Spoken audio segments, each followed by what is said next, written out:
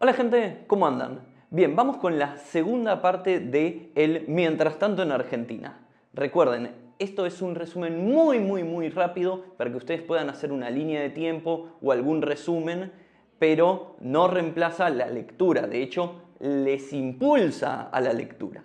Bien, nos habíamos quedado con la caída de Juan Manuel de Rosas, gobernador de Buenos Aires, gobernador federal, y inicia ahora un momento que se llama el de organización nacional, que va a ser desde 1853 hasta 1880. En este momento empieza con un montón de conflictos. Sí, todavía tenemos conflictos entre unitarios y federales que se van a plasmar en dos grandes batallas. Vamos a tener la batalla de Buenos Aires contra las provincias por cómo va a ser la Constitución. En 1853, anoten, se hace una nueva Constitución, pero Buenos Aires no va a estar muy conforme con ella y por lo tanto va a haber conflictos.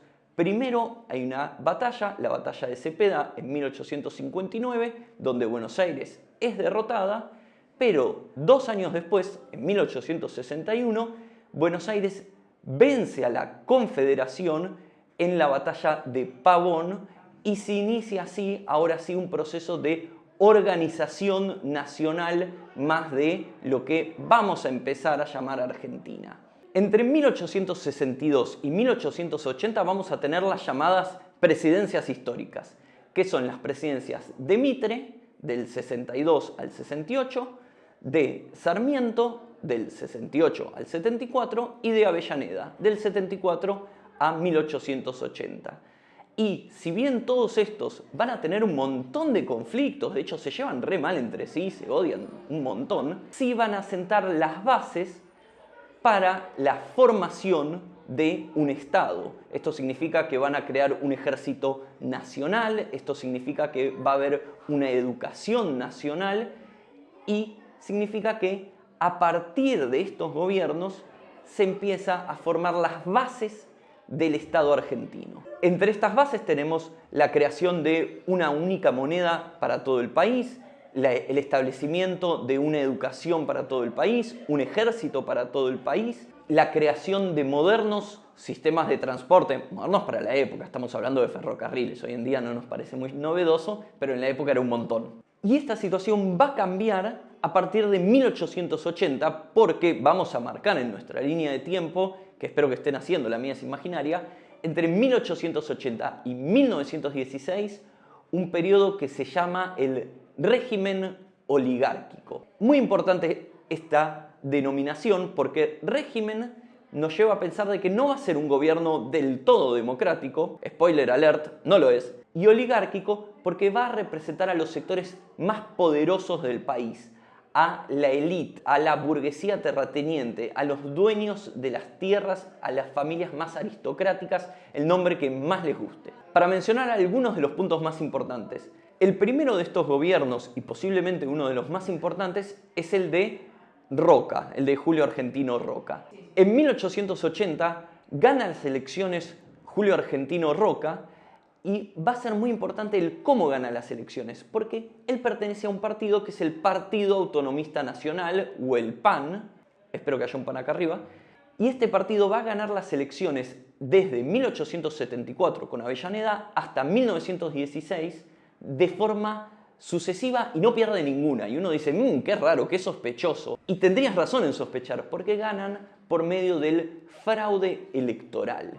¿Cómo era esto? Bien, como el voto no era obligatorio, no era individual y no era secreto, lo que era muy fácil era amenazar a las personas para que voten lo que vos querías, o falsear sus votos, o impulsar a las personas a que no vayan a votar con diferentes tipos de estrategias. Lo importante de todo esto es que el voto empieza a valer cada vez menos, porque claro, ir a votar no tenía mucho sentido si todas las elecciones siempre las iba a ganar el PAN. Por otro lado, durante estas presidencias se hizo la muy mal llamada conquista del desierto, que no era un desierto porque ahí vivían muchísimos pueblos originarios, pero lo que tuvo esto como consecuencia fue que se amplió el territorio argentino, pero el territorio ¿de quién es? De las familias de la élite, de las familias aristocráticas, de la oligarquía que se hizo con estas tierras para explotarlas económicamente. No literalmente, no eran explosiones, sino que las ponían a producir. ¿Por qué? Porque esto se relaciona con el tipo de economía que va a tener la Argentina, que es la economía del modelo agroexportador. Muy importante el modelo agroexportador, es un modelo económico que se basa en venderle a otros países los productos del campo, es decir, materias primas agrícolas y alimentos. Entonces, la conquista de las tierras donde vivían los pueblos originarios tenía como objetivo darle a esta élite mayores ganancias. Tenemos también que preguntarnos quiénes eran las personas que trabajaban en estos campos. Y esto nos lleva a hablar de un tercer elemento muy importante, que es la inmigración masiva, que es que durante estos años el Estado argentino va a promover la llegada de inmigrantes europeos y van a venir principalmente a Buenos Aires inmigrantes de origen italiano y español. No son los únicos, pero en la ciudad de Buenos Aires van a ser muy numerosos. De hecho, van a llegar a ser mayor parte de inmigrantes que viven en la ciudad que de personas que vivían de antes. Y esto lo que nos lleva a decir es la importancia que tenía la inmigración. Entonces, para recapitular, en este periodo tenemos la conquista de las tierras indígenas, tenemos el fraude electoral y tenemos la inmigración masiva.